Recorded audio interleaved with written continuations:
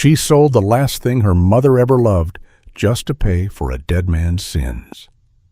And when Clara Whitmore walked out of that assayer's office with nothing but the dress on her back and the weight of a town's contempt pressing down on her shoulders, it seemed the world had made its final verdict on her worth.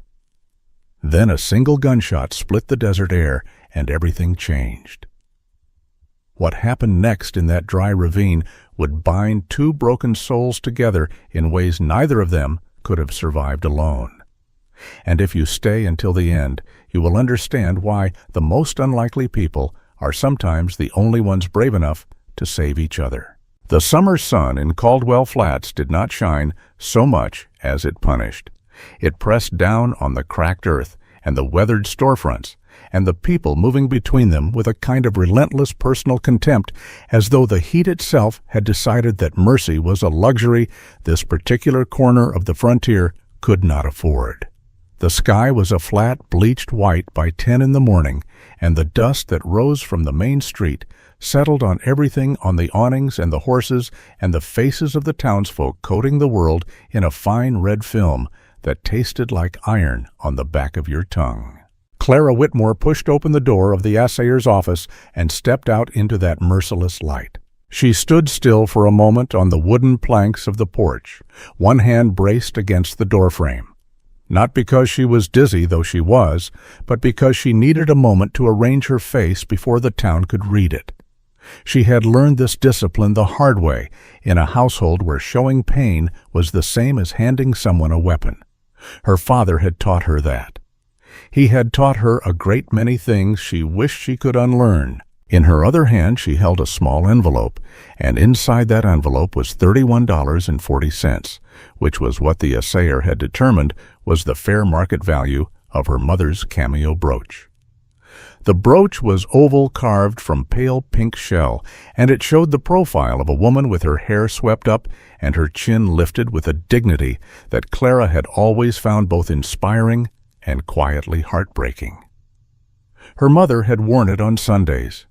She had worn it the day she was buried, and Clara had removed it from the burial dress herself in the cold dark of the funeral parlor, telling herself that her mother would have understood, that her mother would have wanted her to survive. $31.40. Her father's gambling debts, as presented that morning by the bank's representative, came to $31.15. She had settled them in full. She now had 25 cents to her name and no roof over her head, because the house behind the feed store, the one she had grown up in, the one where the back step creaked and the kitchen smelled of dried sage, had been signed over to the bank 3 weeks ago when the first notice arrived. She had simply been the last to know. Clara descended the steps from the assayer's porch and began to walk. She kept her back straight. She kept her chin level. She pressed her lips together in a line that could not be called a smile, but could not be called anything weaker than composure. And she walked past the dry goods store and the barber shop and the women gathered outside the milliner's, and she did not look at any of them, though she could hear them perfectly well. There she goes, poor Hector Whitmore's girl. More like poor Hector Whitmore's anchor. You see the size of her? A ripple of low laughter quickly shushed, but not quickly enough. Clara had been hearing variations of these remarks for most of her 28 years. She was a tall woman, broad-shouldered and heavy-set, in the way that some people are built by genetics rather than by indulgence, with thick wrists and sturdy hands, and a body that occupied space without apology, though Clara had spent a great deal of her life wishing it would apologize more quietly. She had her mother's dark eyes and her father's square jaw, and she had what her Aunt Rosamond had once called a face built for hardship rather than admiration, which had been meant as a compliment, though it had not landed as one. She had a full face, round and soft, with plush cheeks that colored easily, and a double chin that appeared when she bowed her head, which she was careful not to do in public. She was aware of all of it with an awareness that had become so constant it was simply part of how she moved through the world, an extra weight she carried that had nothing to do with flesh. The cruelest thing her father had ever said to her, and the competition for that title was genuinely fierce, had come on a Tuesday afternoon when she was 16. He had been 2 days into a losing streak at the card table and 3 hours into the whiskey, and he had looked at her across the kitchen table with something that was almost wonder before he said, "You know, Clara, I sometimes think God made you plain on purpose, as a reminder to the rest of us not to expect too much." She had nodded and gone back to washing the dishes.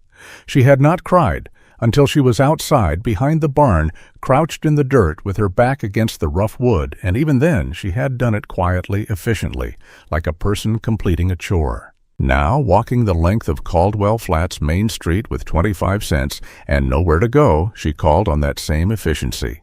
She would not give this town the satisfaction of her grief. She would not give them the spectacle of Clara Whitmore coming apart in the red dust of a Tuesday afternoon. She turned east at the edge of town because east was away, and away was the only direction that made any sense. The road that led east from Caldwell Flats was not much of a road.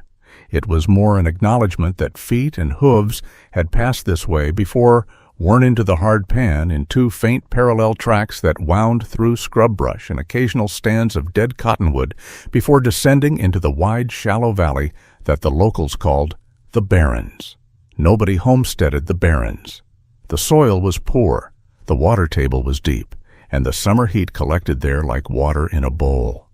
It was where things went when they had nowhere else to be. Clara walked for perhaps 2 hours. The sun climbed to its apex and began its slow, indifferent descent, and the heat was a physical weight across her shoulders, and her good boots, the ones she was wearing, because they were the only pair she had left after the rest had been sold off in the first round of debt clearing, raised a blister on her right heel that she decided not to think about. She thought instead about what she would do. She was not in her estimation a woman who surrendered to circumstances, though she was honest enough with herself to recognize that the current circumstances were extraordinary in their bleakness. She could theoretically reach the next town, a place called Mercer's Ridge, in perhaps 3 more days of walking. She had heard there was a laundry there that employed women. Her hands were strong. She knew how to work. This was what she was calculating miles from the town that had just cast her out when she heard the gunshots. They came in a fast, crackling sequence, 3 shots, then a pause, then 2 more from somewhere below and to the north, down in the shallow ravine that cut through the floor of the valley. Clara stopped. She stood motionless in the scrub brush and listened, the way an animal listens with her whole body, not just her ears. Then she heard something else. It was low, almost too low to make out over the hot wind, but it was unmistakably human, a sound halfway between a word and a groan. She moved toward it. She would not have been able to explain later exactly why. It was not that she was unafraid. She was afraid in a clear, practical way that manifested as a tightening in her chest and a heightened awareness of every sound around her. But the sound she had heard was the sound of a person in serious difficulty. And Clara Whitmore had been raised, whatever her father's other failings, by a woman who had told her that the only truly unforgivable thing a person could do was walk past suffering they had the power to address. Her mother had lived by this principle. It seemed important now, of all moments, to live by it too. She moved through the scrub at the ravine's edge and looked down. He was not easy to see at first. He had pulled himself partially under the overhang of a rocky ledge, and the shadow and the red-brown color of his duster coat made him blend into the ravine's floor with an almost deliberate effectiveness.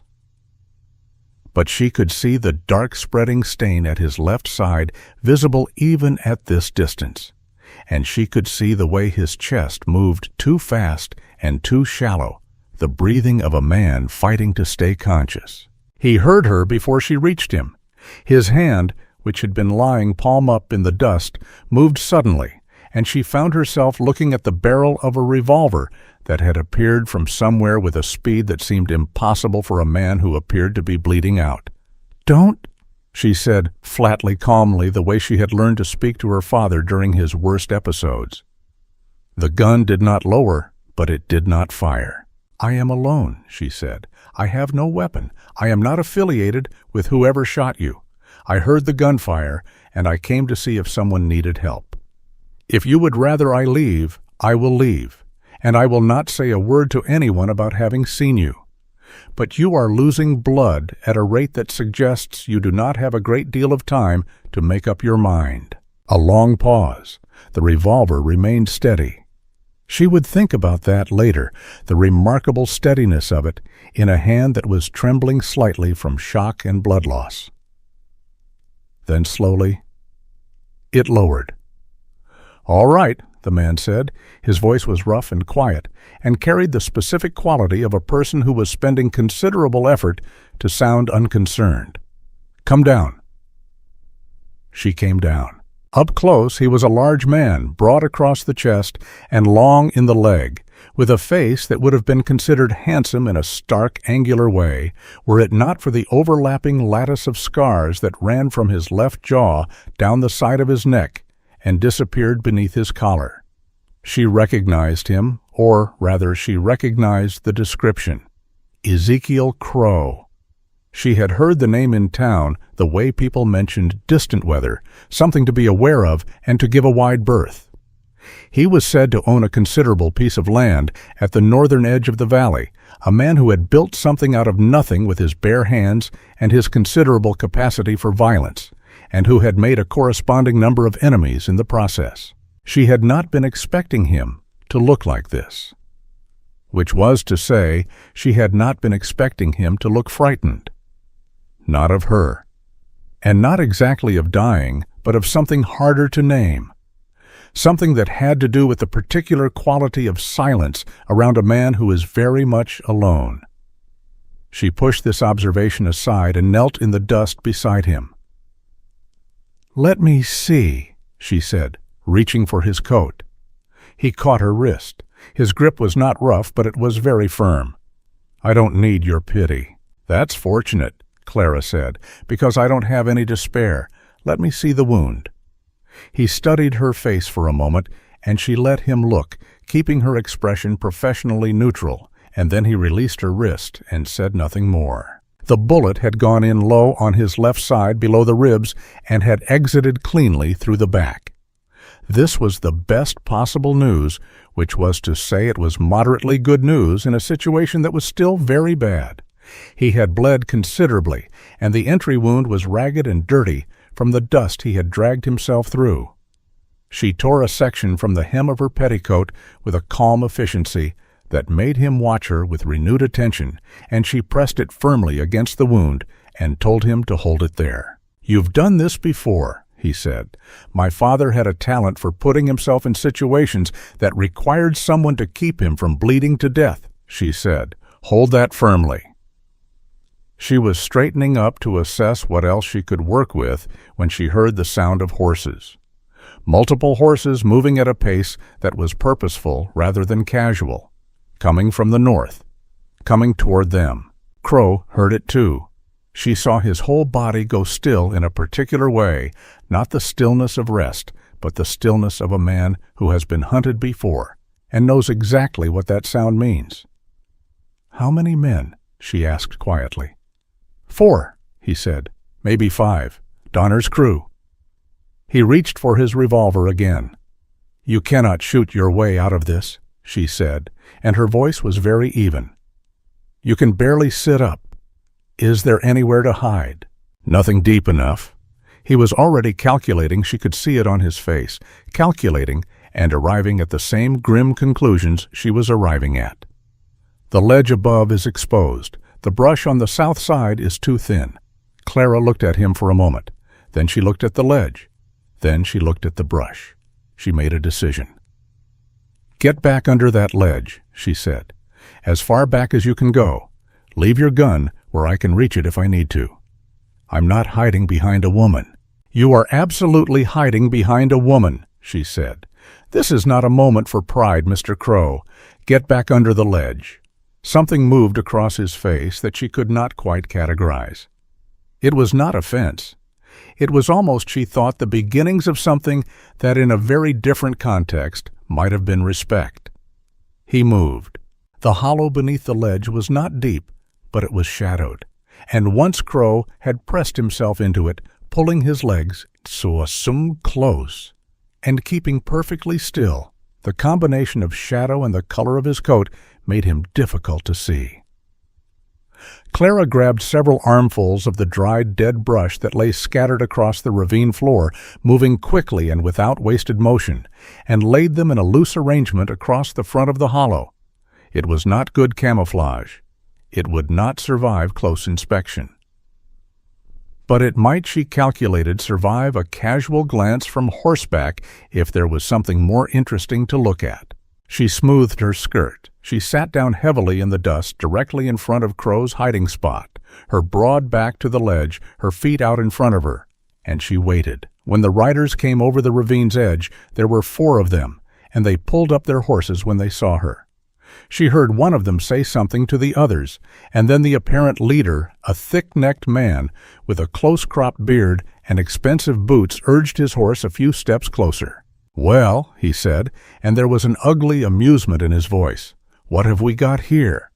Clara had always known on some intellectual level that the world's cruelty toward her appearance could be a kind of armor. That what people saw when they looked at her, the broad body and the double chin and the big plain face, caused them to make certain assumptions.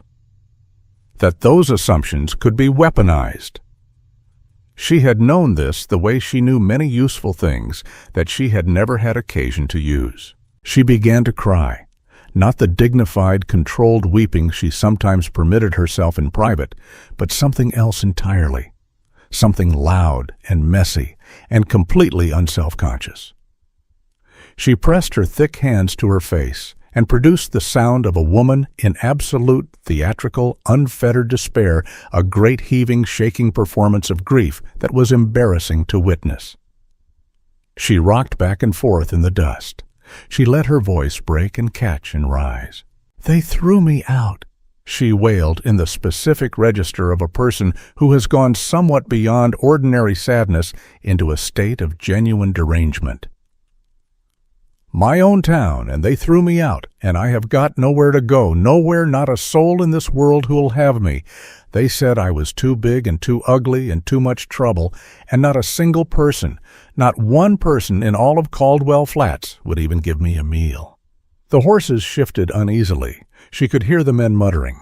"Lord have mercy," one of them said, and not kindly. "Did you see anyone come through here?" the leader asked, raising his voice over her crying. "A big man, dark coat, riding alone." Clara dropped her hands from her face and looked up at them with an expression of complete distraction. Her eyes wet and her cheeks flushed deep red, and her whole face arranged in the map of a person who had very little room left in her mind for anything except her own suffering. "A man," she said, and her voice cracked on the word. "I haven't seen any man. There's nobody out here. There's nobody anywhere who cares a thing about me. I've been walking since morning, and there's not a soul." She drew a shaky breath and appeared to be building toward a second wave. "All right," the leader said. He sounded deeply uncomfortable. She knew this sound. Men who had spent their lives using their physical presence to dominate a room were often undone by emotions they did not know how to counter. Grief, especially in a form they found unsightly, was high on the list. "She's not hiding anyone," another of the men said, in a flat tone that made it very clear what he thought she was and what she was worth. "She's just some fat, hysterical woman. Nobody out here. Come on." The leader was already pulling his horse around. "He went south. Come on." The horses moved away at a canter, and their hoofbeats faded, and then the valley was quiet again, except for the hot wind, and the distant sound of a hawk somewhere high overhead. Clara sat in the dust and breathed. She had stopped crying the moment the last rider crested the ravine's edge, as completely and suddenly as turning off a lamp. Behind her, after a long moment, she heard Crow's voice. "That," he said very quietly, "was the most remarkable thing I have ever seen." "I have been practiced at making myself small," Clara said, still looking at the horizon where the riders had gone, "or at making people look straight through me. It turns out the two skills are more useful than I was led to believe." She heard the rustle of him moving, emerging carefully from the hollow, and then there was a pause that had a particular quality to it. The pause of someone looking at her with a kind of attention she was not accustomed to. "You did not have to do that," he said. "No," she agreed. "I did not. They insulted you, deliberately, to your face." "Yes, and you just sat there and let them." Clara turned to look at him then. He had managed to get himself upright against the ledge, though it had clearly cost him, and his face was the color of old paper. But his eyes were steady and dark and fixed on her with an expression she had no ready category for. "I let them see what they expected to see," she said. "That is not the same thing as letting them define me. There is a considerable difference between the two." She rose from the dust and brushed off her skirt. "Can you walk? We need to get you somewhere with water and proper materials before that wound turns." He was quiet for a moment. Then he said carefully, as though testing the words for structural integrity, "I have a ranch, north side of the valley. It's a day's ride, but if we can get to the main road, there's a horse I left tethered, and she'll carry double." "Then let's find your horse," Clara said. They did not speak much during the slow, difficult process of getting Crowe up out of the ravine and across the half-mile of scrub to where a chestnut mare stood, waiting with the particular patience of horses who have been well treated and trust their owner to return. Clara provided a shoulder when he needed it and moved away when he did not, and she did not remark upon how much the climb cost him, though she could hear it in his breathing. It was when they were stopped to rest, Crowe sitting on a flat rock with his jaw set against a pane, he was clearly refusing to acknowledge that he said it. "I have a proposal." She looked at him. "A business proposal," he said. "Before you misunderstand me." "I rarely misunderstand proposals of any kind," Clara said. "Go ahead." He was quiet for a moment, seeming to organize something. Then he said, "I need a wife. Legally, on paper. I have a land claim that needs to be settled before the end of the year, and there is a homesteading provision in the county registry that requires a family unit. Without it, Donner's lawyer will find a way to challenge the claim and take the land I've spent 11 years building. I need someone to stand in front of a notary and sign a document saying she is my wife." He paused. "In exchange, you would have a roof, food, safety. No one would trouble you again while you were under my name." Clara considered him. He met her gaze with the directness of a man who was accustomed to negotiating from strength and was doing his best to maintain that posture from a position of extreme physical vulnerability. "What would it require of me," she asked, "beyond the legal formality?" "Help on the ranch if you're willing. I won't demand it. The arrangement would be whatever you chose to make it. I'm not looking for." He paused, and something shifted in his face. "I'm not asking for anything you don't choose to offer freely." Clara was quiet for a long moment. The red dust settled around them.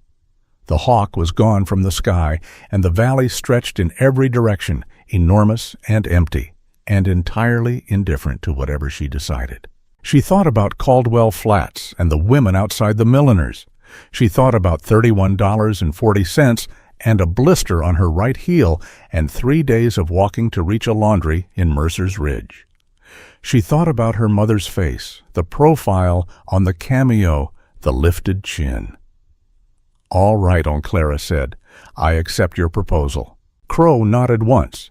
He did not appear relieved exactly, but something in him seemed to settle like a knot pulled to its final tightness.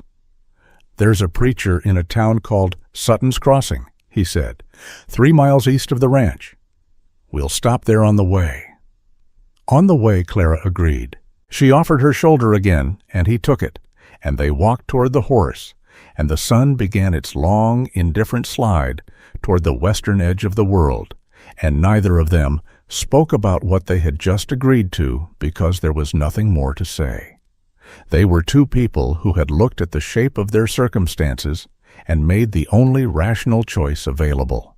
What happened next would depend, as everything in the territory depended on what they were willing to endure, and what they were willing to build, and whether the ground between two strangers could, given enough time and enough honest labor, become something that could hold the weight of more than a legal document. Clara did not know the answer, but she had, in the course of an afternoon that had begun with the worst loss she had ever suffered, discovered that she was still capable of surprise, that she decided as the chestnut mare turned her head and regarded them both with mild equine judgment was enough to begin with. The preacher in Sutton's Crossing was a small, nervous man named Aldous Finch, who smelled of pipe tobacco and old paper, and who looked at them both with the careful expression of a person trying to determine whether he was being asked to do something he would later regret. Clara suspected he performed a number of marriages in this territory that fell into that category, alliances made out of necessity and desperation and the simple arithmetic of survival, and that he had developed a professional policy of asking no questions that he did not genuinely wish to have answered. Crowe had lost more blood than Clara had initially estimated. By the time they reached Sutton's Crossing, riding double on the chestnut mare with Clara in front, and Crowe's weight pressing against her back in a way that told her how much effort he was spending simply to stay upright, his breathing had developed a shallow, concentrated quality that she did not like. She had redressed the wound twice during the ride, tearing further sections from her petticoat with a pragmatism that would have scandalized Caldwell Flats, and which she found she could not bring herself to care about in the slightest. "This will be brief," she told Finch when they stood in the front room of his small, cluttered office. "We need the legal document signed and witnessed. That is all." Finch looked at Crowe, who was standing very straight at considerable personal cost. He looked at Clara, who was covered in red dust and dried blood that was not her own, with her hair coming down from its pins and her dress missing a significant portion of its hem. He looked back at Crowe. "Do you, Ezekiel Crowe," he began in the rapid, slightly apologetic tone of a man who has decided to simply proceed, "take this woman?" "I do," Crowe said. "And do you, Clara?" He paused, consulting the document Crowe had produced from an inside pocket. "Whitmore," she said. "Clara Whitmore, take this man." She looked at Crowe. He was looking at her with those dark, steady eyes, and his face told her nothing and told her everything, which was to say, it told her that he was a man who had made a decision and intended to honor it, which was more than she had been given by most people who had claimed to care for her welfare. "I do," she said. Finch made them sign the document. He signed it himself. He wished them well in a tone that suggested he was genuinely uncertain whether that was the appropriate sentiment, and then they were back on the horse and moving north, and Clara Whitmore was no longer Clara Whitmore. She had not decided how she felt about that yet. The ranch announced itself first through the smell of it, which was wood smoke and horses, and turned earth, a combination that Clara associated involuntarily with competence and permanence, with the idea that someone had been in a place long enough to leave a mark on it. Then the main building came into view through a stand of juniper, low and long, built from rough-cut timber, with a covered porch running the full length of the front, and beyond it a barn and two outbuildings and a corral where 3 horses lifted their heads as the chestnut mare approached. It was nothing like what she had grown up in, the cramped, sagging house behind the feed store that had always smelled of her father's disappointments. It was sparse and unadorned, and had about it the quality of a place that had been built for function by a man who had never quite gotten around to considering whether function was enough. But the bones of it were solid. She could see that immediately. Someone had built this to last. Crowe dismounted at the corral fence and nearly went down. Clara was off the mare before he could fall, which he did not, though it was a near thing. He put a hand on the fence post and breathed for a moment, and she stood close enough to catch him if it came to that, and far enough away to preserve what remained of his dignity. "The cabin," he said. "I can see it," she said. "There's a medical kit on the shelf above the fireplace. Green tin." "I will find it. Come on." She did not ask permission, and she did not wait. She pushed open the cabin door and moved through the interior in a swift taking inventory kind of way, noting the layout and the supply, the tuyaux, and the condition of things, and the green tin was exactly where he had said, and by the time he had made it through the door, she had already cleared the table and set water to heat on the iron stove, and opened the tin to assess its contents. Needle and thread carbolic solution in a small brown bottle, clean linen in a tightly rolled square. Adequate. She had worked with considerably less. "Sit," she said. He sat. She worked on the wound in silence for a long time. It required cleaning and it required stitching, and neither of these were pleasant processes, and Crowe endured both without making a sound, which told her a great deal about the kind of pain he had learned to absorb in the course of whatever life had brought him to this point. She stitched neatly with the small even stitches her mother had taught her, and when she was done, she bandaged it firmly and sat back and washed her hands in the basin. "You'll need to rest," she said, "several days at minimum, or you'll tear those stitches." "I have livestock. I can manage livestock." He looked at her. "You've ranched before." "I've worked before," she said. "The specifics were different. The principle is the same." She dried her hands on a clean cloth and looked around the cabin again, cataloging what she saw. A single bed in the corner, a cot folded against the opposite wall, 2 chairs, a table, shelves of supplies, a cold fireplace. Everything functional, nothing unnecessary. The home, she thought of a man who had spent so long defending what he owned that he had never quite found the time to actually live in it. "I'll take the cot," she said. It was not a question. "Clara." He said her name with a particular deliberateness, as though testing the shape of it. "I want you to understand that this arrangement—" "I understand the arrangement," she said. "We have both agreed to it. I don't require it to be explained to me again." She met his eyes. "What I do require is to know where you keep the extra blankets, because that cot looks as though it has not been unfolded in some time, and there is probably dust in it." Something crossed his face again, that almost something that she had seen twice now in the ravine and outside the preacher's office. She still did not have a name for it. "Top shelf in the back room," he said. She nodded and went to find them. The first week was careful and transactional and had the quality of 2 wary animals sharing a space alert to each other's movements, establishing the invisible lines of territory and tolerance. Clara rose before dawn and built the fire and fed the horses and the chickens. She discovered that Crowe had 14 head of cattle in a pasture to the east, and that 2 of them needed their hooves attended to. She attended to them. She found the small kitchen garden behind the cabin, which had been planted with the optimism of someone who intended to water it, and then comprehensively neglected, and she began the slow work of bringing it back. In the evenings, she cooked plain food made from what was available, nothing elaborate, but hot and filling, the kind of food that restored people to themselves after hard days. Crowe rested because he had no choice, and watched her because there was nothing else to do. She could feel his attention sometimes from across the room or through the cabin window, while she worked outside, a steady, considering weight that was not intrusive but was not invisible either. She did not acknowledge it. She went about her work. On the 4th day, he was on his feet, moving carefully, doing what he could.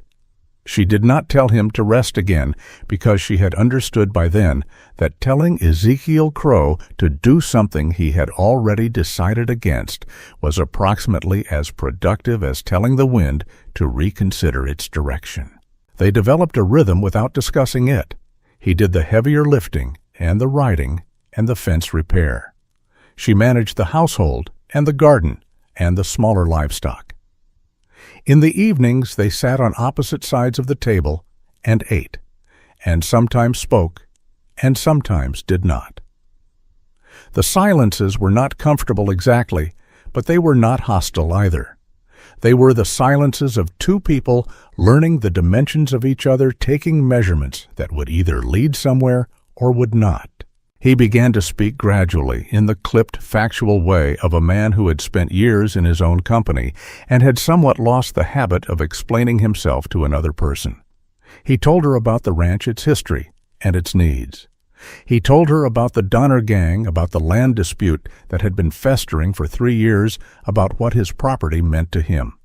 He did not explain why it meant what it did, and she did not ask, but she listened carefully, because she had learned long ago that what a person chose to fight for told you more about them than anything they would willingly say about themselves. "This land was nothing when I found it," he said one evening. He was cleaning his revolver at the table, a task he performed with the same methodical attention he brought to everything, and he spoke without looking up. "Rock and hard pan and 3 dead cottonwoods. Everybody said it wasn't worth working, said the soil was too shallow and the water too deep. But you worked it anyway," Clara said. She was mending one of his shirts which had a torn collar that had clearly been ignored for months. "I worked it anyway." He ran the cleaning rod through the barrel. 6 years before it started coming back. 6 years of being told I was a fool by every man in the county. He paused. "I have a certain tolerance for being told something is impossible." "I noticed," she said. He looked up from the revolver then. It was a brief look, quick and direct, and she kept her eyes on the mending, but she felt it as clearly as though he had said something. The slow change in him was not dramatic. It did not announce itself. It came the way seasons changed in this part of the territory, gradually, and then all at once, so that you could not have identified the precise moment when the cold had given way to warmth, but you could look around one morning and understand that it had. She caught him watching her in the evenings in the firelight, with a look she did not know how to interpret and chose carefully not to try. She caught him standing in the kitchen doorway one morning, observing her braid, her hair before the small piece of mirror she had found on a shelf, and when she looked at his reflection, he turned away quickly, which was so unlike him that she stood for a moment with her hands in her hair and did not know what to make of any of it. He began to be, if not precisely gentle, then deliberately careful with her, in ways that accumulated over time, into something she had no ready category for. He repaired the broken latch on the back room door without being asked, so that it closed properly, and she could have privacy.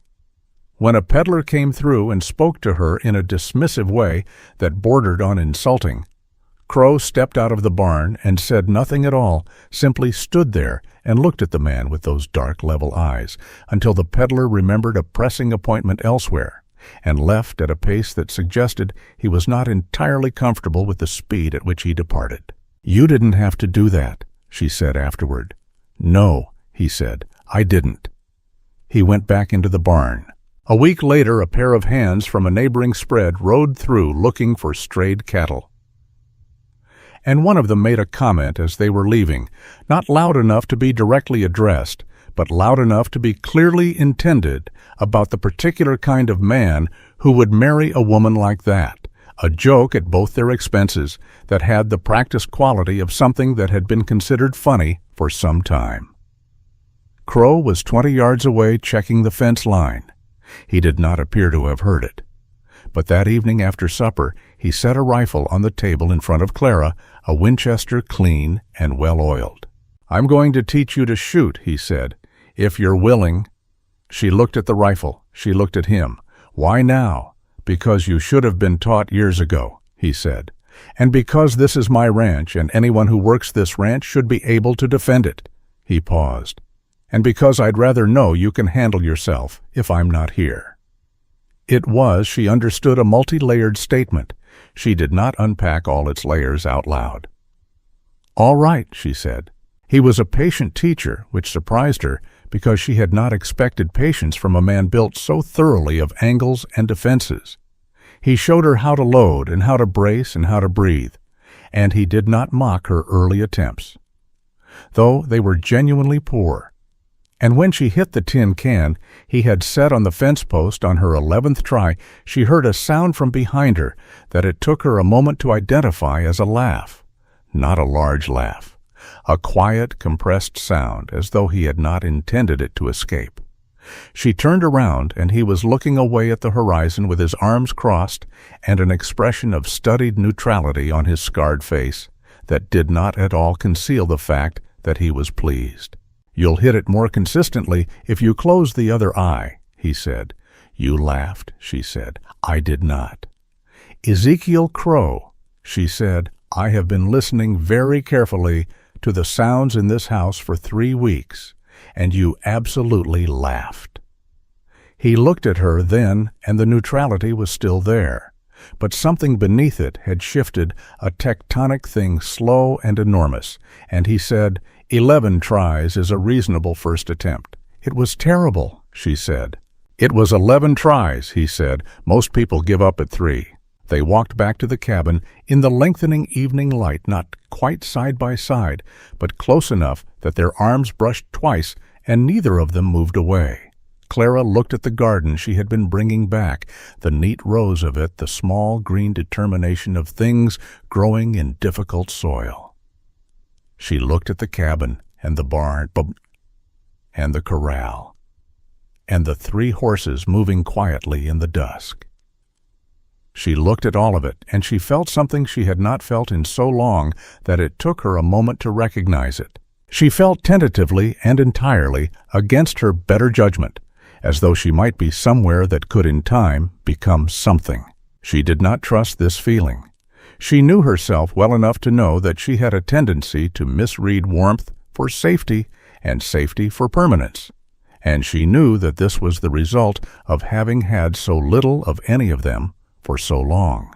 She kept the feeling at a careful distance, observed it with the same cautious attention she brought to everything she did not yet understand, and she did not act on it or name it or give it any more room than it had already claimed on its own. But when she sat down that evening in her chair by the fire, and Crowe sat in his, and she picked up the mending, and he picked up the book he had been reading in small, infrequent chapters for as long as she had been there, and the fire went about its quiet, ordinary business between them, she was aware, in a way she had not been since the morning she walked out of the assayer's office, of something that was not quite peace, but was close enough to it to matter. Outside, the valley was dark and wide and full of whatever the night chose to put in it. Inside, the fire burned, and the mending went slowly through her careful hands, and the only sound was the turning of a page, and the occasional settling of the logs, and the vast, unhurried breathing of a place that was whatever else it was or was not becoming real. The garden came back first. It was the tomatoes that showed it 3 weeks after Clara had cleared the choked weeds and turned the soil and watered the rows with the careful consistency of someone who understood that living things required not grand gestures but reliable daily attention. Small green fruits appeared on the vines, tight and promising, and Clara stood looking at them one morning in the early light, with her hands on her hips, and felt something uncurl quietly in her chest, the particular satisfaction of having coaxed life from a place that had given up on producing it.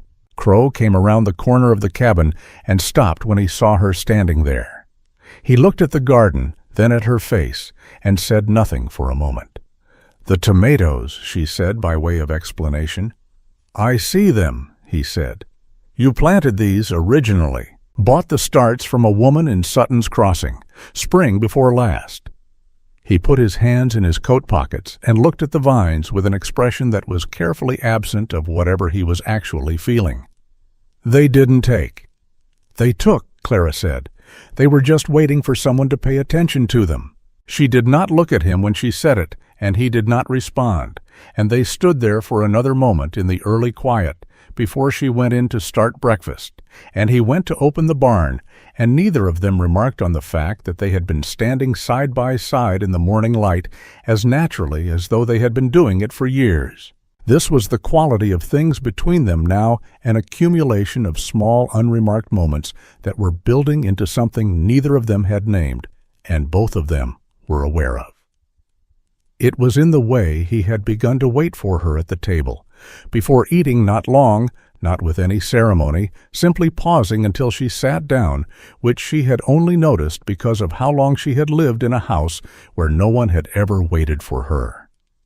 It was in the way she had started leaving his coffee ready in the mornings, dark and strong the way he took it, setting it at his place before she went out to the garden. Small things, ordinary things, the kind of things that were invisible until you tried to imagine the day without them. October came in quietly, dropping the temperature by degrees and turning the scrub on the valley floor to amber and rust. The work shifted with the season, the urgency of summer, giving way to a different kind of urgency, the preparing and preserving and winterizing that the territory demanded of anyone who intended to survive it. Clara put up the last of the garden, the tomatoes and the beans and the hard squash that had surprised them both by producing prolifically in the back corner, and she lined the shelves of the root cellar with a kind of satisfaction that was not about pride, so much as about the simple, solid knowledge that they would eat well through the cold months, that there would be enough. In a life that had frequently featured not enough, this was not a small thing. Crowe repaired the barn roof and rechinked the cabin walls and brought in 2 cords of wood that he stacked with geometric precision against the south wall of the cabin. Clara watched him work from the kitchen window.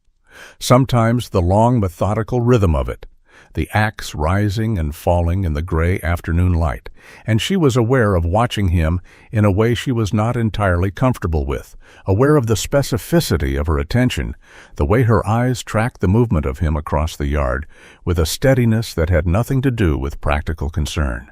She was not naive about what was happening to her. She was 28 years old and had spent 28 years being told in various explicit and implicit ways that she was not the kind of woman who inspired this particular variety of attention. And she had arrived through long and painful experience at a kind of resigned acceptance of this as simply the shape of her reality. She had not been looking for anything to contradict it. She was not sure she trusted the contradiction even now. She went back to her work and did not stand at the window again that afternoon.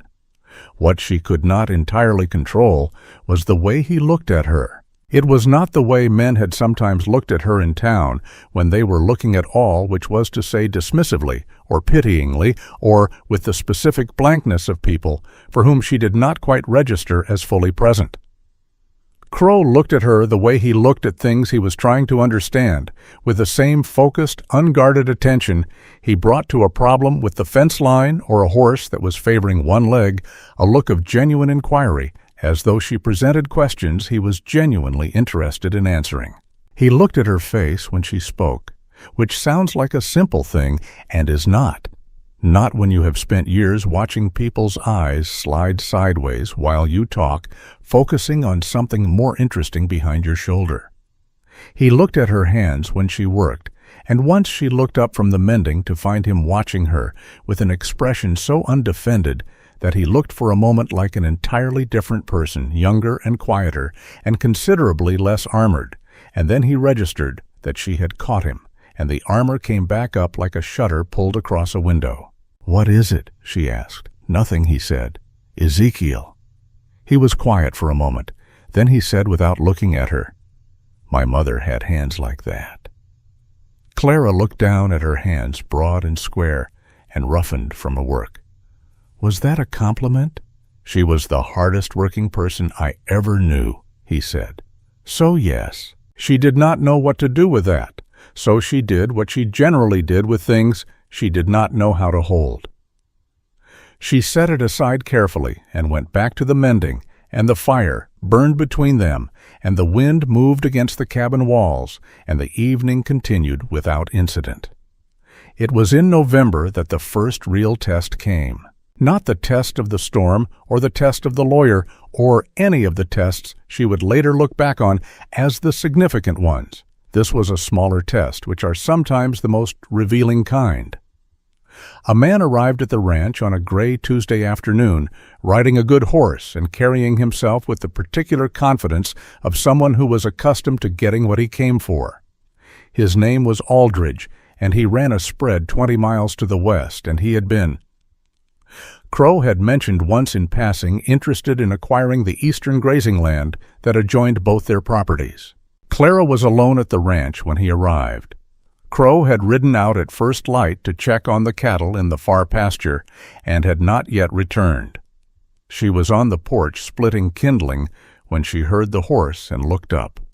Aldridge pulled up at the fence and tipped his hat, which was a nice hat, and looked at her with an assessment that was not overtly hostile, but was not respectful either. It was the look of a man determining the relevance of an obstacle. "Ma'am," he said, "I'm looking for Crowe." "He's not here at present," she said. She set down the hatchet and straightened up, which brought her to her full height, which was considerable. "I'm his wife. Can I help you?" Something moved across Aldridge's face, quickly suppressed. She read it clearly. It was the arithmetic of a man recalculating, reassessing, deciding how much of what he thought about who he was looking at he could afford to show. "His wife," he said in a tone that managed to make the words sound like a question without technically asking one. "Clara Crowe," she said. "Yes." He looked at the cabin and the yard and the stacked wood and the tidy, purposeful condition of everything, and she could see him revising his picture of Crowe's situation, which had apparently not included this. "I had some business to discuss with your husband," he said, and the careful neutrality of it told her exactly what he thought of discussing anything with her instead. "I'm aware of the eastern grazing land," Clara said pleasantly, "and I'm aware that my husband has no interest in selling it. I don't expect that position has changed in the last 8 hours, but if you'd like to ride back when he returns, you're welcome to ask him yourself." Aldridge looked at her for a long moment. There was something working behind his eyes, some decision being made. Then he said with a deliberateness that was not quite threat, but wanted to be, "Crowe's made himself a lot of enemies in this valley. A man in that position needs to think carefully about his vulnerabilities." "Yes," Clara said, "he does." She picked up the hatchet again and held it comfortably at her side. Not raised, not threatening, simply present. "And I imagine a man in your position would want to think equally carefully before suggesting to a woman alone on her own property that her husband's enemies are a relevant consideration in a conversation about land he doesn't want to sell. That's a statement that could be interpreted in a number of ways." The silence stretched. A jay called somewhere in the junipers to the north. Aldridge's horse shifted its weight. "I'll come back when Crowe's here," he said. "I'll let him know you called," Clara said. She watched him ride out, and then she stood on the porch for a moment and breathed, because her heart was beating considerably faster than her face had indicated, and she allowed herself that private acknowledgment before she went back to the kindling.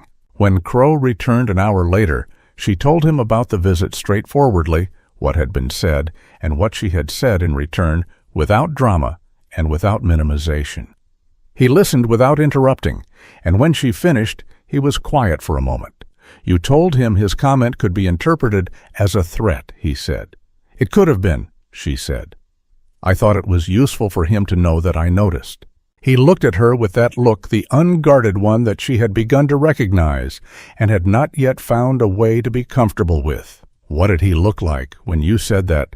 Like a man who had walked into a room and found it considerably more occupied than he expected," she said. Crowe made the compressed sound that she had learned was his version of a laugh. He unsaddled the mare without speaking for a while, and then he said, without looking up from the buckle he was working, "I should have been here." "You were working," she said. "I should have been here," he said again, and the repetition had a different quality to it. Not self-recrimination, but something else, something that sounded almost like a vow. He looked at her over the mare's back. "That won't happen again." "Ezekiel," she said, "I handled it." "I know you did," he said. "That's not the point." She understood then, or began to understand, that his protectiveness was not about her competence. It was not a judgment on what she could or could not manage. It was something older and less rational than that something that operated below the level of practical assessment, the instinct of a man who had decided without ceremony or announcement that there was something here worth protecting. The land had always held that place for him. She had watched it for months, how he moved differently within the boundaries of his own property, how his whole body carried a different quality of attention when he was on this ground. And she was beginning to understand with a slow and careful astonishment that she had been included in that. She did not know what to do with this. She stood in the barn doorway in the November light and watched him finish with the mare, and tried to determine how a person was supposed to respond to being valued in a way she had spent her entire life being told she would not be, and arrived at no satisfying conclusion. She went inside and started supper, and did not bring it up again. But that night, when she was already in the cot, and the fire had burned down to embers, and the cabin was very dark and very quiet, she heard him say her name, Clara.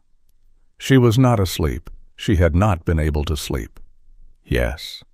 Are you all right? She thought about Aldridge's face.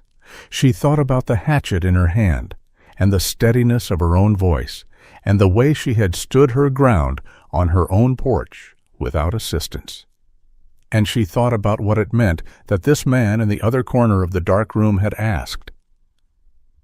Yes, she said, I'm all right. A pause, then, good.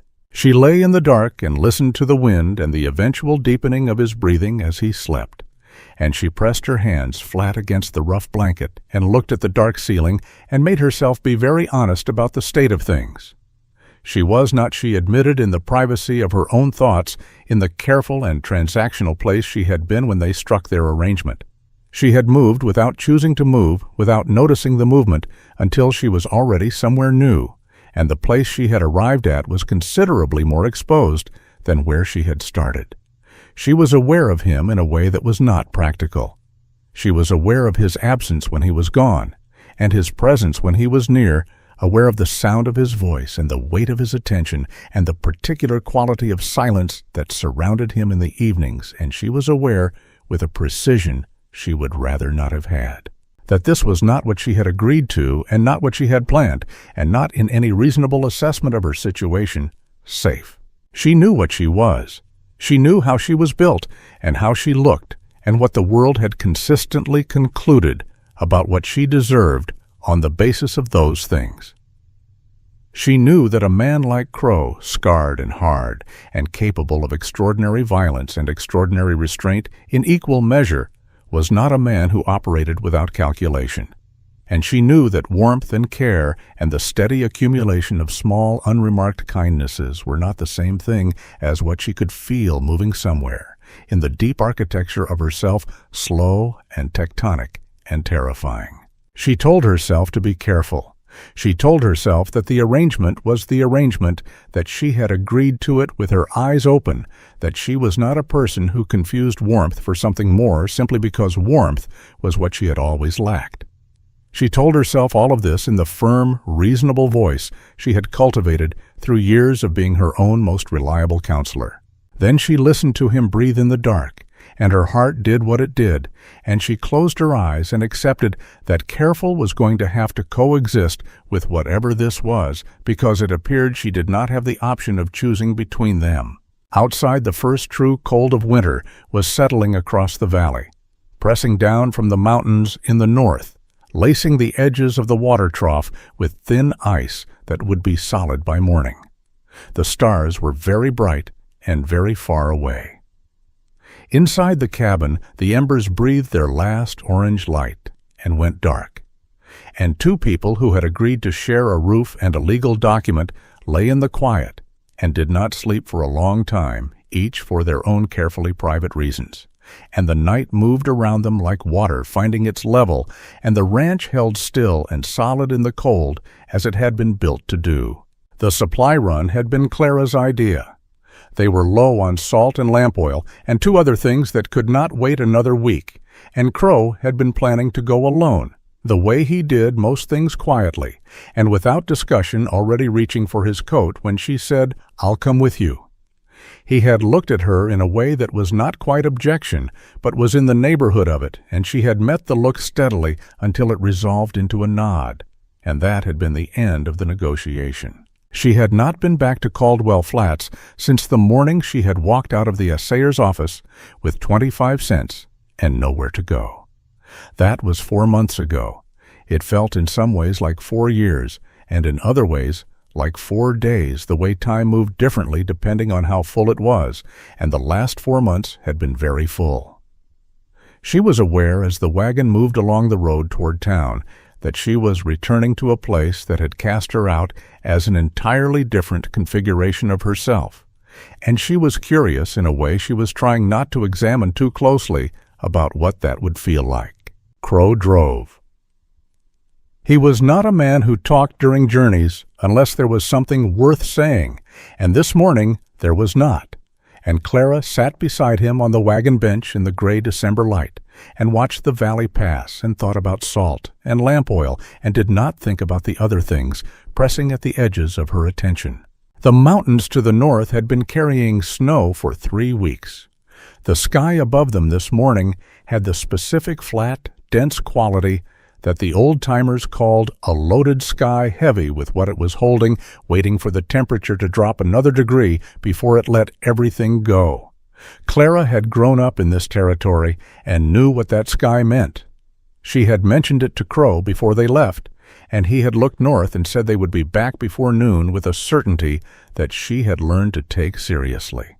Caldwell Flats looked smaller than she remembered. This was always the way with places you had left. She supposed the way memory inflated them while absence quietly revealed their actual dimensions.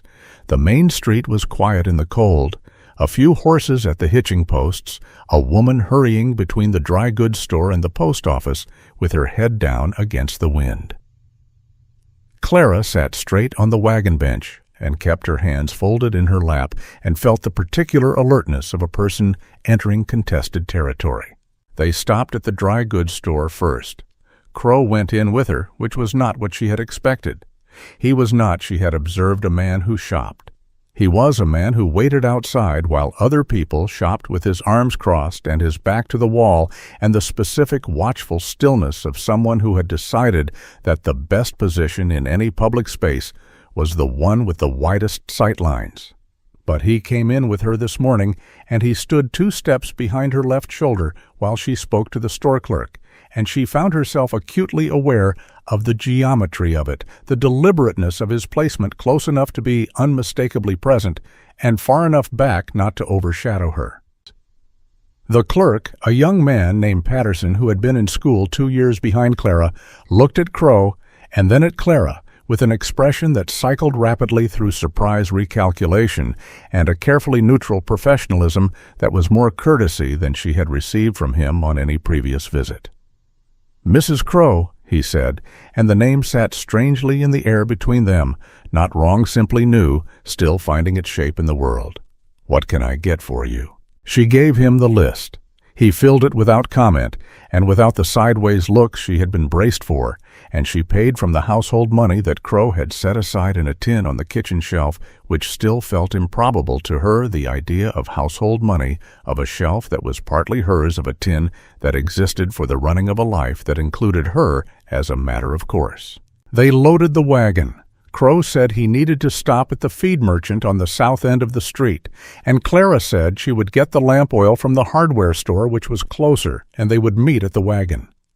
He looked at her for a moment with that evaluating look, and she gave him a look in return that said she was a grown woman who had navigated considerably worse than a hardware store, and he nodded and went. She was coming back out of the hardware store, the oil can in her hand, when she heard the voice.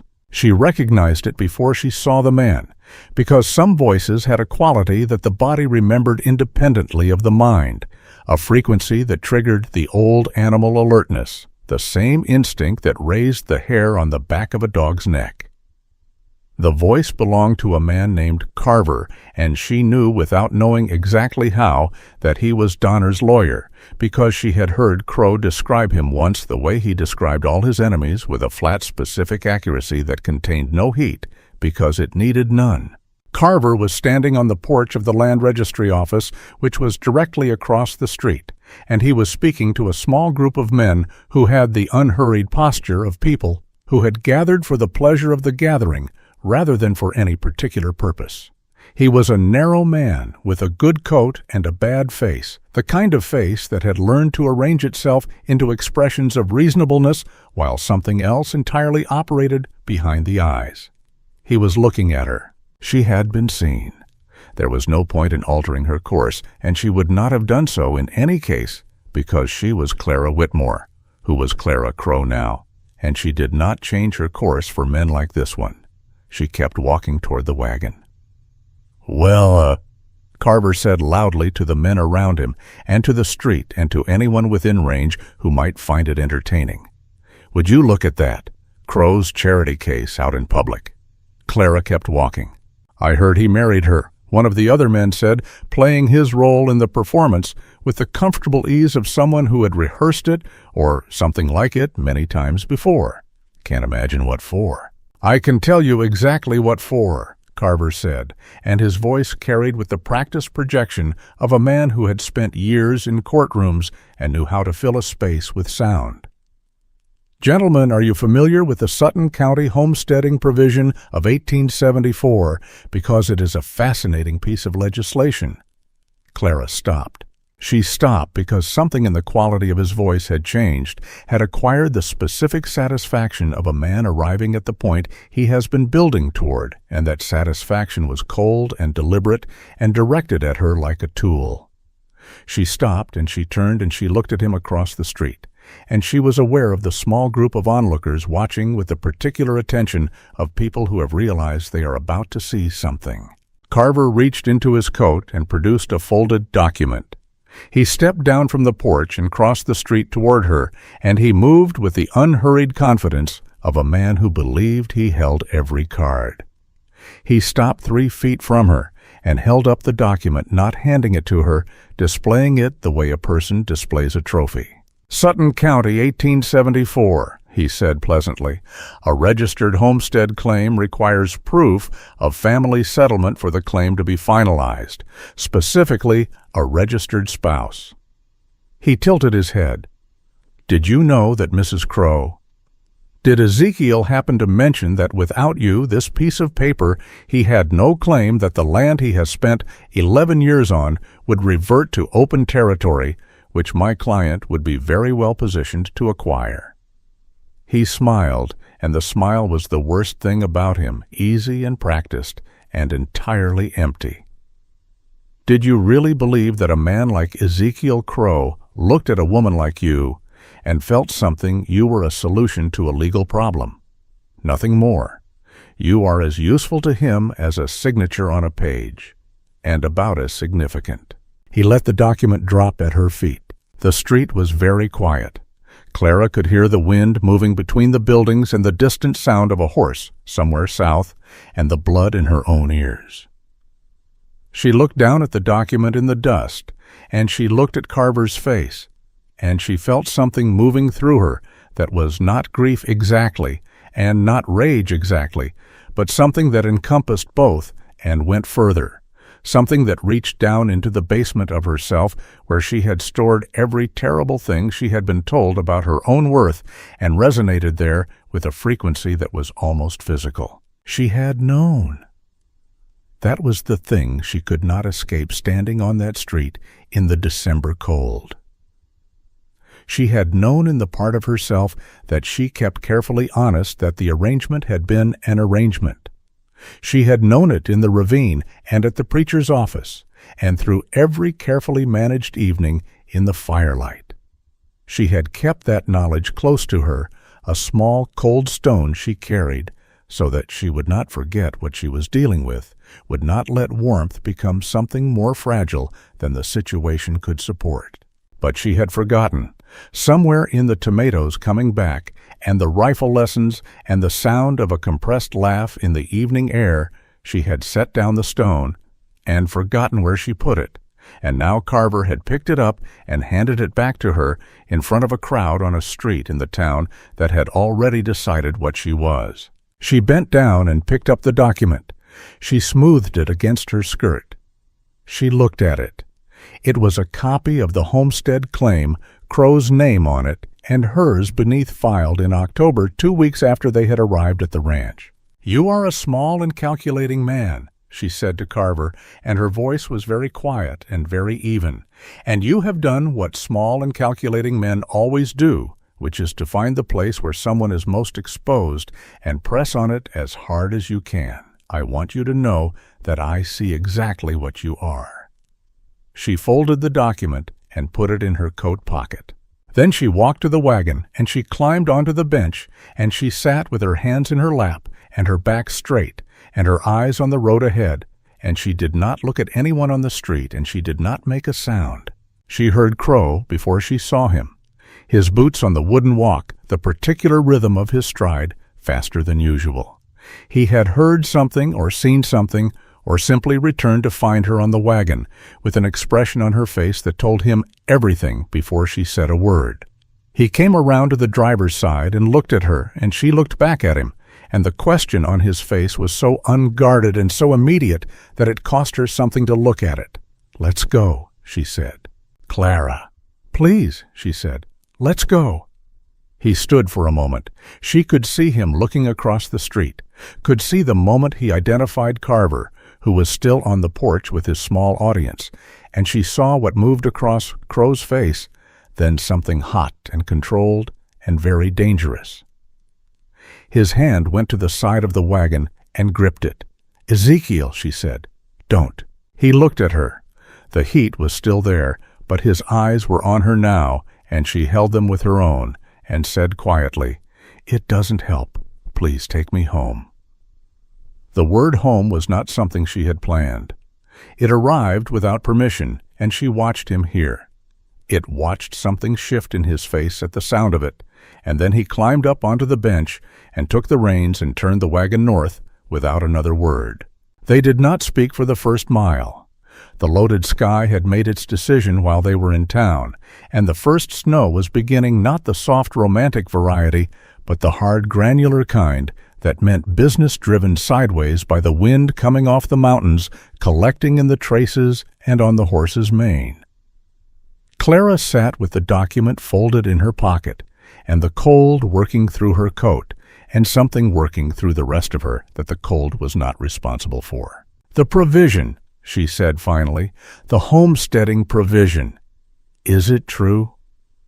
She felt him go still beside her, the specific stillness of a man who had been anticipating a question and is now confronting the reality of it. "Yes," he said. One word, flat and clean and without ornament.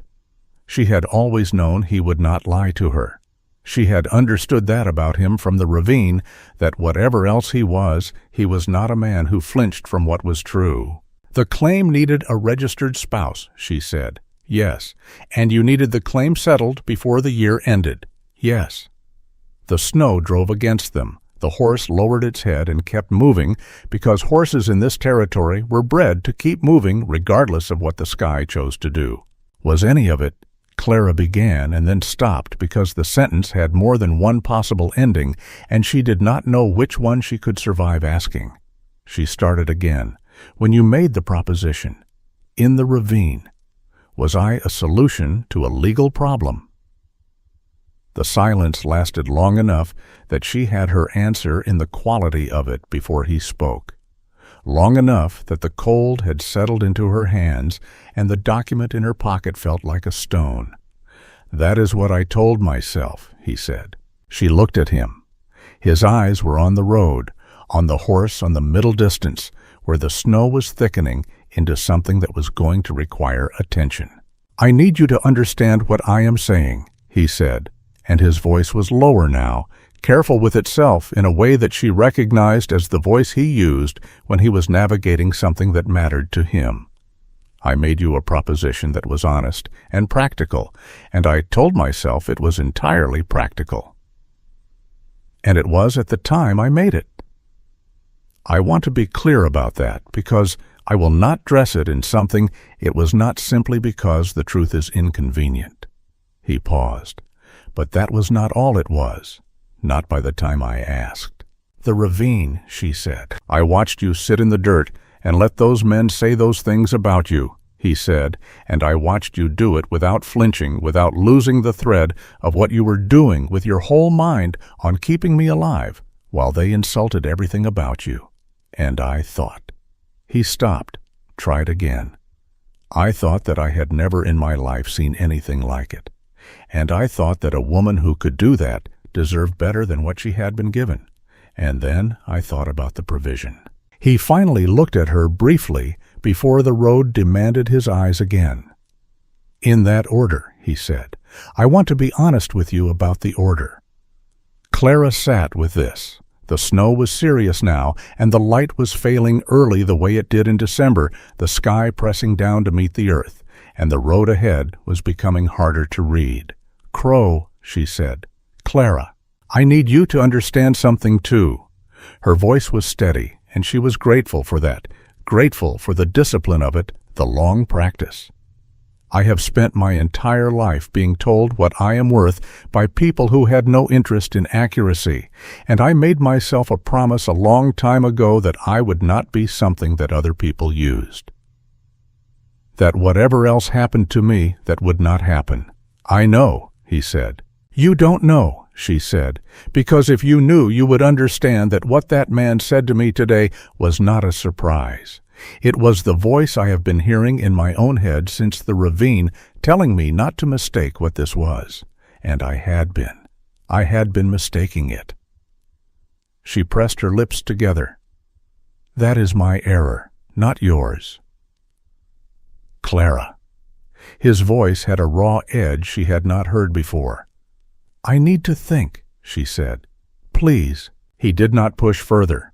He drove and she sat, and the snow came down in earnest, and somewhere behind that loaded sky the sun was going about its indifferent business of setting, and the temperature was dropping at the rate that serious winter drop temperatures in this territory. And Clara held herself very still on the bench and built the wall back up, stone by stone, in the place where it had been, before she had allowed herself to forget that walls existed for a reason. By the time the ranch came into sight through the snow, she had made a decision. She did not announce it. She climbed down from the wagon and helped with the horse and carried the supplies inside and put them away, and she did all of this with a steadiness that she could feel Crowe watching and that she could not afford to let waver. After supper, which neither of them ate much of, she went to the back room and she took out the bag she had arrived with 4 months ago, and she set it on the cot. She did not pack it. She simply set it there. But she looked at it for a long time, and she felt the particular cold clarity of a person who has remembered just in time who they are, and what they have sworn to themselves they would never become again. Outside, the blizzard made its full intention known. The wind hit the cabin like something solid, a great sustained pressure against the walls, and the temperature dropped past cold into something that had no interest in the distinctions people made between difficult and dangerous. Inside, the fire burned and the storm pressed in from every direction, and Clara Whitmore sat on the edge of the cot with her empty bag and her folded document, and the wreckage of something she had not until today fully admitted she had been building. She waited until she was certain Crowe was asleep. Then she put on every layer she owned, and she picked up her bag, and she went to the barn.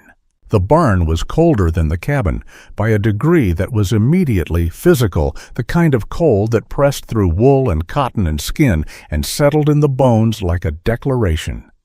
Clara moved by the thin light of the lantern she had taken from the kitchen hook, her breath coming in short white clouds, and she worked quickly because she understood that quick was necessary. The storm was not theoretical. She could hear it in the roof beams, in the walls, in the particular pitch of the wind that had been building all evening into something that the territory's old-timers would have named without hesitation and with considerable respect. She saddled the gray mare, the steadier of the two horses, with hands that were already cold enough to be clumsy. She worked through it.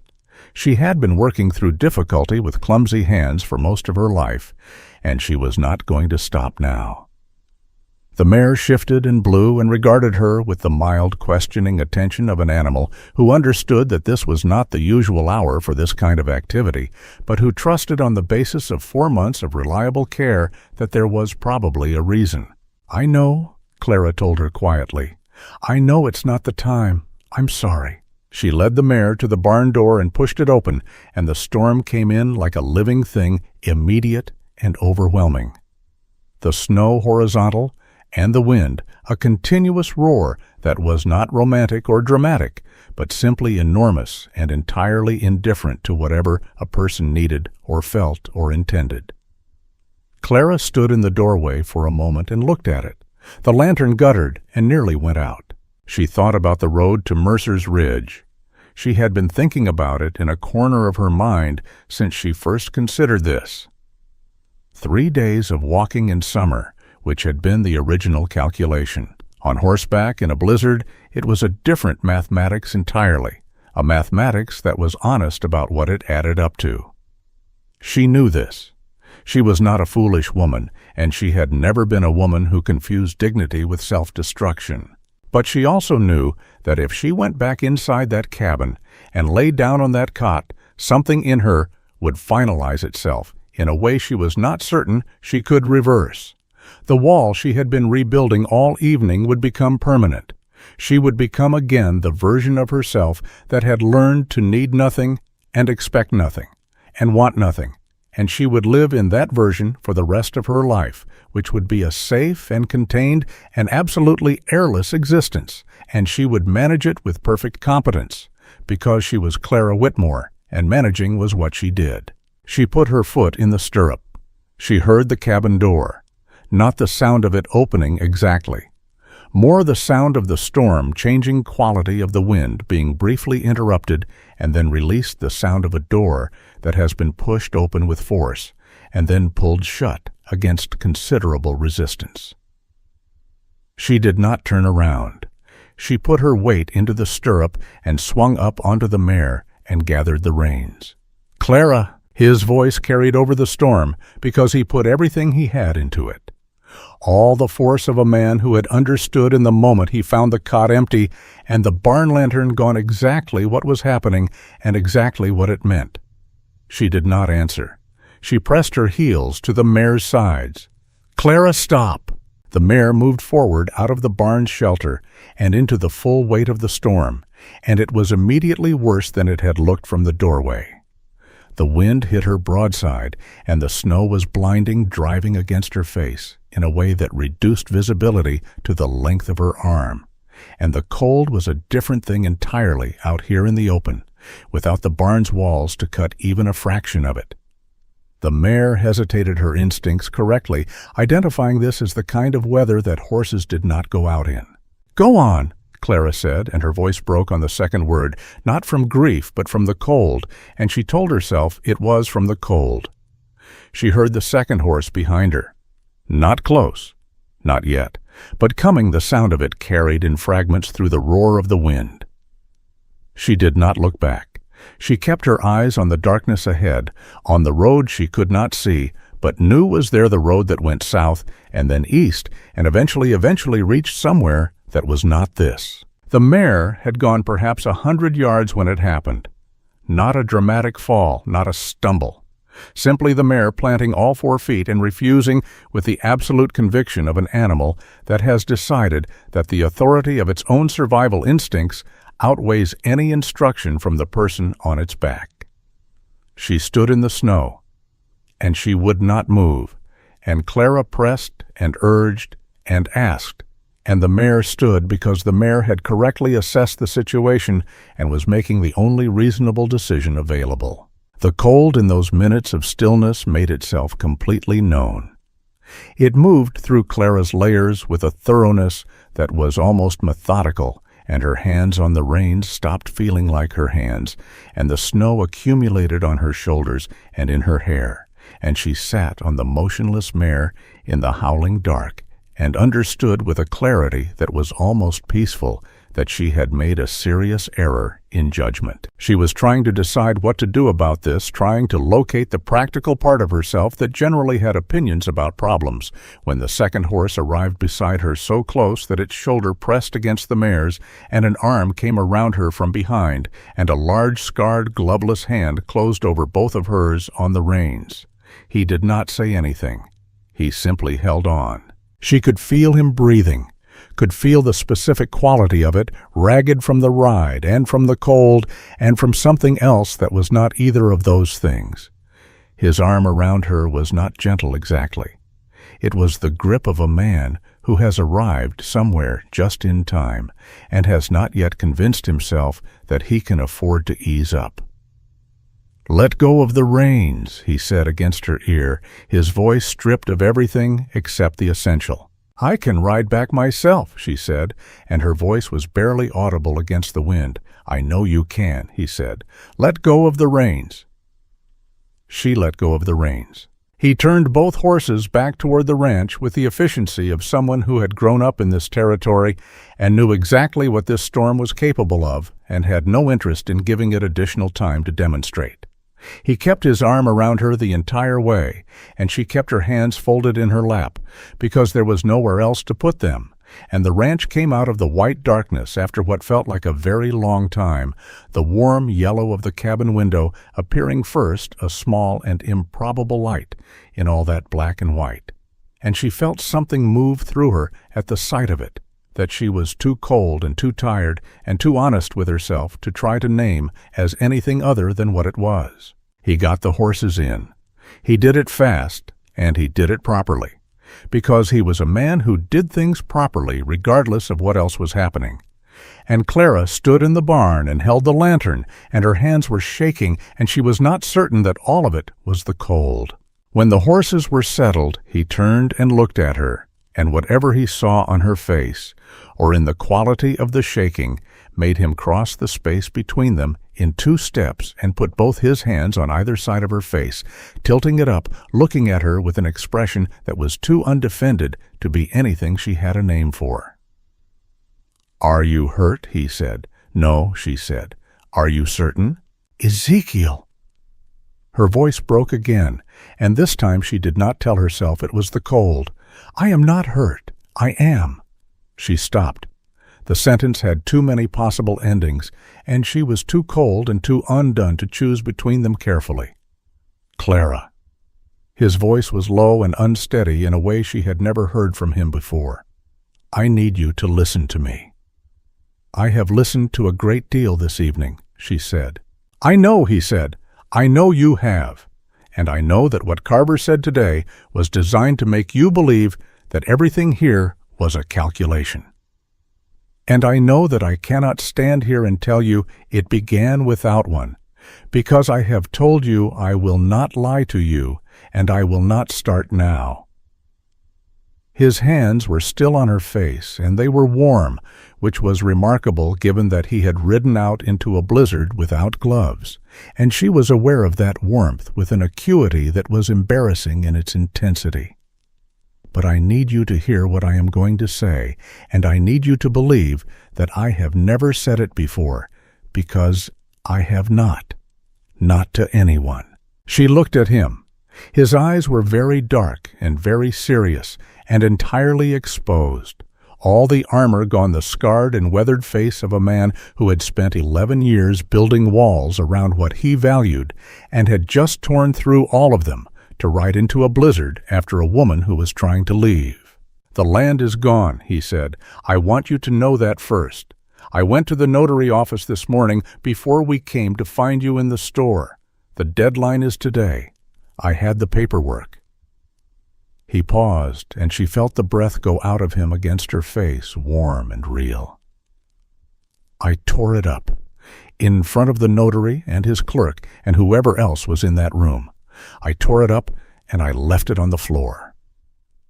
The wind hit the barn with a sound like a physical blow. The lantern swung on its hook. "You tore it up," Clara said. "Yes." "Ezekiel, that land is your life." "It was," he said. "It was my life, because I had decided it was because it was the only thing I had decided was worth protecting, and I put everything into it. 11 years. Everything, because if the land was safe, then I had done what I came here to do, and it was enough." His jaw was tight, and she could see what it cost him to continue, could see him pressing through it, the way he pressed through everything that was hard with a straight back and a level gaze and complete refusal to look away. And then you sat down in the dirt in a dry ravine, and you saved my life by letting a group of cruel men see exactly what they expected to see. And you did it without hesitation and without self-pity, and without any expectation that I would even thank you. And I watched that, and I thought, this is a person who is worth more than anything I have ever tried to protect. This is a person who deserves to be protected the way she protected me. And then I went and made you a proposition, and I told myself it was practical, and it was, but it was also—" He exhaled. "It was also the only thing I could think of to make sure you did not walk away." Clara stood very still inside his hands. 11 years, she said, and her voice was barely a whisper. "Are nothing," and he said, "compared to the thought of you riding out into that storm because I made you feel like a document. Clara." He pressed his forehead briefly to hers, a gesture so uncharacteristic and so completely unguarded that it undid something in her chest that she had thought was thoroughly secured. "I have nothing left in this world now but you. I have the horses and the cabin, and whatever we can rebuild from what Donner doesn't take. And I would give all of that too, all of it, if it meant you would stop looking at yourself the way that town looks at you." "How do I look at myself?" she said, and her voice was very unsteady. "Like you are waiting for someone to confirm that you don't deserve to take up space," he said. "Like every room you walk into, you have already made peace with being the least important person in it. Like you have decided that this is simply the shape of your life, and you are managing it, because managing is what you do." His hands tightened slightly at her jaw. "You are the most important person in every room you have entered since the day I met you. You are the most important person in my life, and I should have said that before today. I should have said it before you ever had cause to doubt it, and I did not.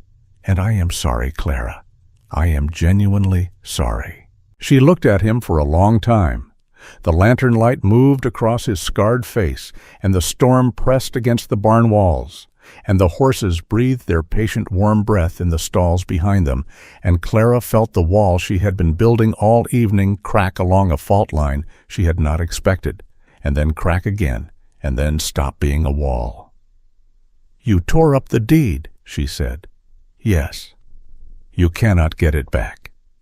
"No." 11 years of work. "Clara, I need to say it," she said. "I need to say it so that I know you understand what you have done. 11 years of building something from nothing in ground that everyone said was worthless against people who wanted to take it from you, and you tore it up, for me." She pressed her lips together hard. "Do you understand how that is supposed to feel to a woman who was told her entire life that she was not worth the trouble?" She paused. "Do you have any idea what that does?" "Tell me," he said softly.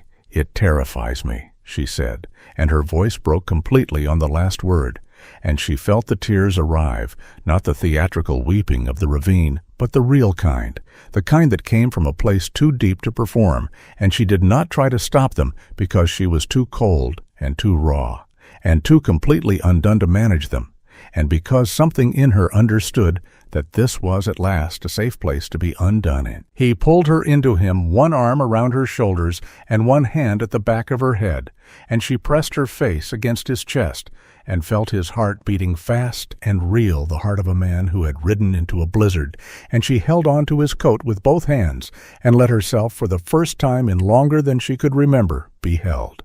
"I am not a convenient arrangement," she said into his chest fiercely, because even now, even here, she needed him to understand who he was dealing with. "No," he said, "you are the most inconvenient thing that has ever happened to me."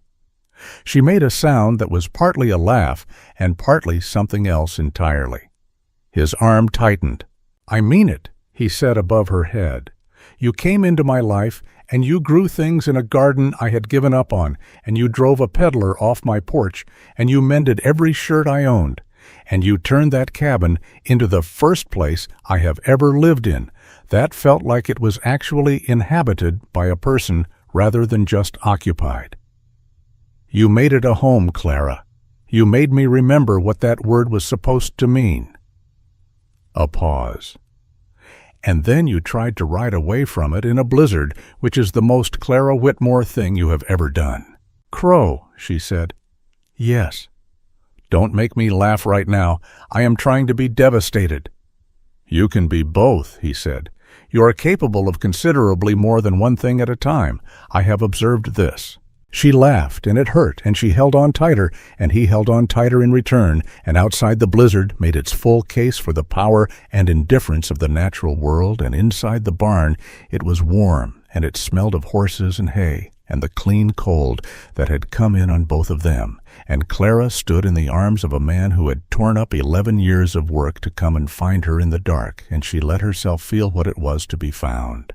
They stayed in the barn until the horses settled. Then they went inside, and Crowe built the fire back up, while Clara changed out of her wet outer layers, and she made coffee because her hands needed something to do, and they sat at the table on opposite sides, the way they had been sitting for 4 months, except that nothing about it was the same as it had been 4 months ago, or even this morning, and they both knew it. The ranch, she said him when the coffee was between them and the fire was doing its work. What happens now? Donner's claim goes through, Crowe said. He'll have the eastern pasture by spring. The cabin and the immediate land may be contestable depending on what the county registry decides about the homestead reverting.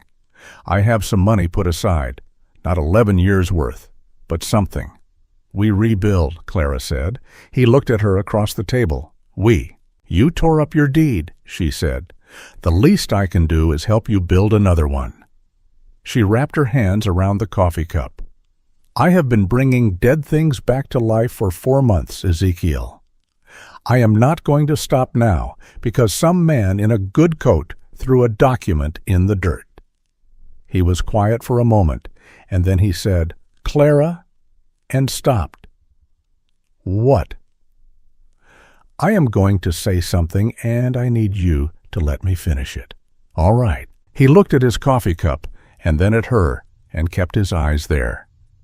I love you. That is what I should have said before tonight, before Carver, before any of this. I love you in the way that a man loves something he did not know he was missing until it was there, and cannot remember how he survived without it. I love the way you work, and the way you think, and the way you stood on that porch with a hatchet and sent Aldridge home in a hurry, and I love the way you look in the firelight. Clara and I have been watching you in the firelight for 4 months, and trying to convince myself it was simply an observation, and it was never simply an observation, not once. He paused. I am done pretending otherwise. The fire settled in the hearth with a soft, definitive sound. Clara looked at this man across the table.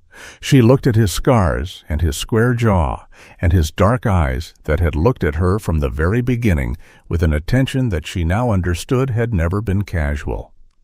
She thought about who she had been on the morning she walked out of the assayer's office, the shape of herself in that moment empty-handed, and braced for the road the version of Clara Whitmore, who had made her peace with not being worth much and was managing it with considerable competence. And she thought about who she was now sitting in a warm cabin in a blizzard, her hands around a cup of coffee, in a home that was partly hers and had become partly hers through the accumulation of small and honest work.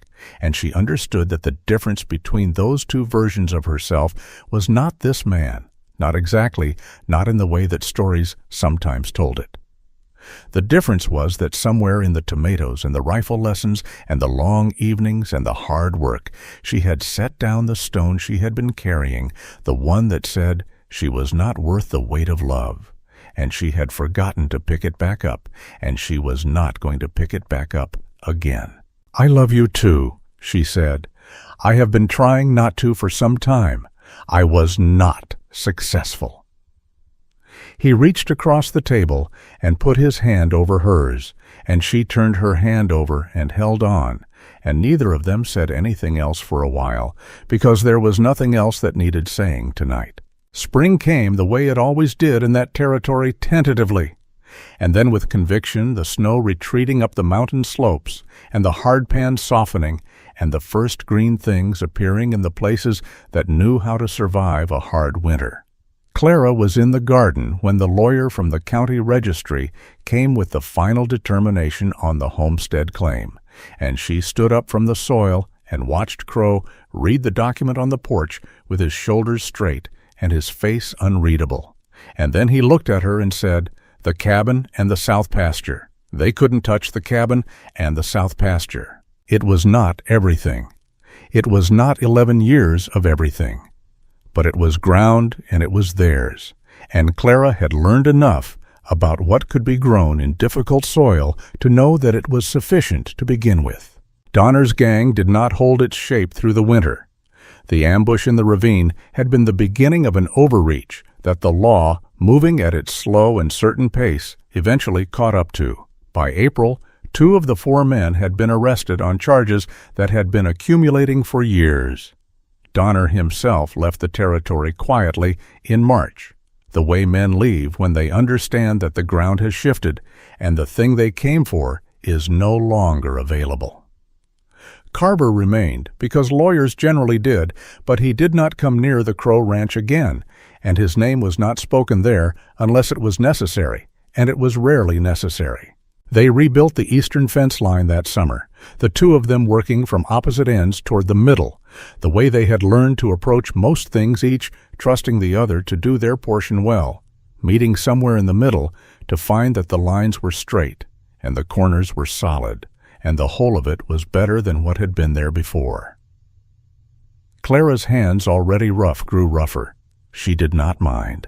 She had made her peace with her hands a long time ago, had come to understand them as evidence of a life that had been genuinely lived rather than carefully preserved.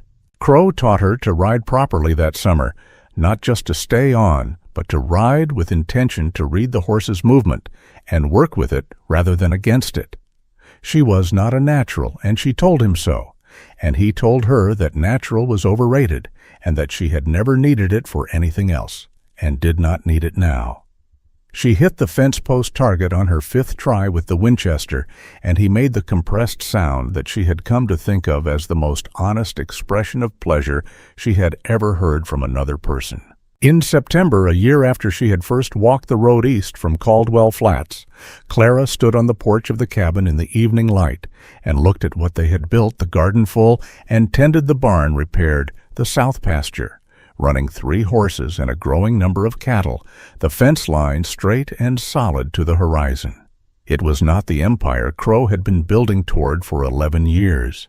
It was something smaller and more particular than that. It was a life.